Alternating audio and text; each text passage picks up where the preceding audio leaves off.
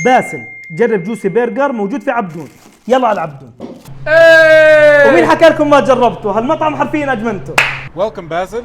ثانك يو ريان. عفوا. وقبل ما نبلش، جوسي برجر من اعلى تقييمات مطاعم البرجر في عبدون، وهي اكثر سندويشه عليها طلب عندهم، سمبل. وبنقول بسم الله ما شاء الله، مش من قليل عليها طلب. لحمه السماش، مكونات جدا بسيطه وجد زاكي. والفرايز عندهم ممكن تكون اذكى فرايز ممكن تجربها بين مطاعم البرجر، وفرايز يعني كاتشب.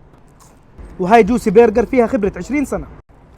دمار دمار دمار. ودور الماشروم وهي بتتحضر متت من الجوع من المنظر. قمه الاستمتاع وانت بتاكل الماشروم، تلحقها بالبيتش كولا واكيد محلي. والطريقه التقليديه لاكل الفرايز مع الميلك شيك. من لحمتهم الصاع عندهم سندويشتين، تشاركول وكلاسيك. وعند جوسي بتقدر تشكل سندويشتك على كيفك. بالنسبه لي كاتشب، مايونيز، لحمه، بصل مكرمل والبيض، وبتتوج بالبوتيتو بن. هاي اقوى سندويشة برجر بالحياه. وهاي سبايسي تشيكن، دجاج فريش وبتتغطس بخلطتهم السريه. والصوصات عندهم من عالم ثاني.